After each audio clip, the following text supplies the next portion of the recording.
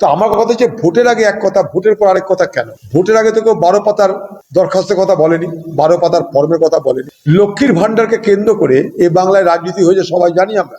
চালু আছে কংগ্রেস পরিচালিত প্রত্যেকটা রাজ্যে এই প্রকল্প দীর্ঘদিন ধরে চলছে এবং সাফল্যের সঙ্গে চলছে। আপনারা খোঁজ নিয়ে দেখুন, সেখানে কংগ্রেস কিন্তু এখানে যেমন লক্ষ্মীর ভান্ডারের নামে ভোট দাও, ভোট না দিলে লক্ষ্মীর ভান্ডার বন্ধ হয়ে যাবে, কংগ্রেস পরিচালিত রাজ্যে কিন্তু সেটা বলা হয়নি কোনোদিন। পরিবর্তে যারা ক্ষমতা এলো তারা কি বলেছিল? তারা সেদিন বলেছিল যারা লক্ষ্মীর ভান্ডারের উপভোক্তা তারা সকলে পাবে, আরো নতুন নাম সেখানে নেওয়া হবে।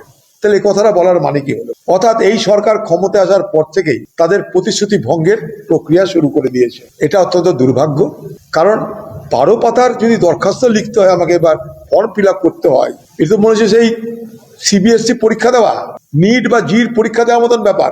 সাধারণ মানুষ তারা কি ফর্ম জমা করবে?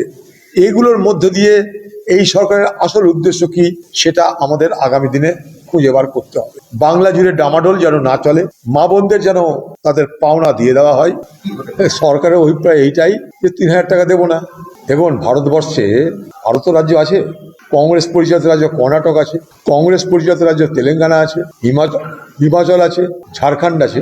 সরাসরি কংগ্রেস না হলেও কংগ্রেস আর ঝাড়খণ্ড মুক্তি মোর্চা, প্রত্যেকটা জায়গাতেই কিন্তু যেটা এখানকার লক্ষ্মীর ভান্ডার, যেটার নাম দিচ্ছে অন্নপূর্ণা ভান্ডার, যেটা কোথাও মাইয়া সম্মান যোজনা, কোথাও লাডলি বই, ভিন্ন ভিন্ন নামে ভারতবর্ষের ভিন্ন ভিন্ন রাজ্যে কিন্তু মহিলাদের জন্য এই আর্থিক অনুদানের প্রকল্প চালু আছে। কিন্তু ভোটের আগে এক কথা, ভোটের পরে আরেক কথা, এটা কিন্তু কংগ্রেস পরিচালিত কোনো রাজ্যে আপনি দেখাতে পারবেন না। মনে করুন কর্ণাটক, ভোট করার আগে 5টা প্রতিজ্ঞা করেছিল আমরা যে এই 5টা কাজ করব।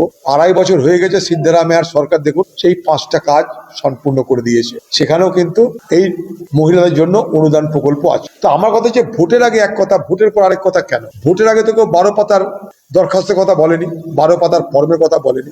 লক্ষ্মীর ভান্ডারকে কেন্দ্র করে এই বাংলায় রাজনীতি হয়েছে সবাই জানি আমরা। লক্ষ্মীর ভান্ডারের নাম করে এ বাংলায় যোগ্য অযোগ্য সকলের কাছেই ভোট পাওয়ার আশায় সরকারি কোষাগার থেকে টাকা দেওয়া হয়েছে। কিন্তু তার পরিবর্তে যারা ক্ষমতা এলো তারা কি বলেছিল? তারা সেদিন বলেছিল যারা লক্ষ্মীর ভান্ডারের উপভোক্তা তারা সকলে পাবে, আরো নতুন নাম সেখানে নেওয়া হবে। তাহলে এই কথাটা বলার মানে কি হলো? অর্থাৎ এই সরকার ক্ষমতায় আসার পর থেকেই তাদের প্রতিশ্রুতি ভঙ্গের প্রক্রিয়া শুরু করে দিয়েছে। এটা অত্যন্ত দুর্ভাগ্য, কারণ 12 পাতার যদি দরখাস্ত লিখতে হয়, আমাকে এবার ফর্ম ফিল আপ করতে হয়, এটা মনে হচ্ছে সেই সিবিএসসি পরীক্ষা দেওয়া, নিট।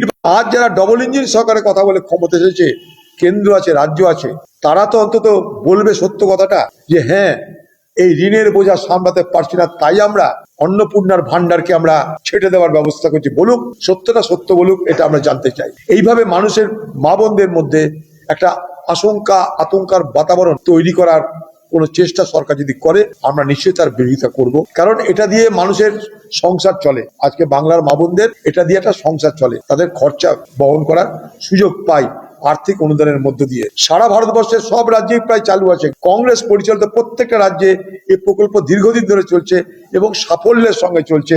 আপনারা খোঁজ নিয়ে দেখুন, সেখানে কংগ্রেস কিন্তু এখানে যেমন লক্ষ্মীর ভান্ডারের নামে ভোট দাও, ভোট না দিলে লক্ষ্মীর ভান্ডার বন্ধ হয়ে যাবে, কংগ্রেস পরিচালিত রাজ্যে কিন্তু সেটা বলা হয়নি কোনোদিন।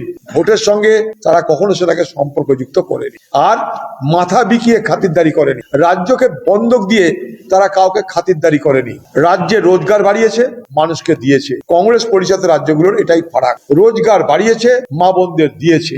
পশ্চিমবঙ্গে তৃণমূল রোজগার বাড়ায়নি, মা বোনদের দিয়েছে ভোটে ঘুষ দেওয়ার জন্য, তাই রাজ্যের 12টা বেজেছে।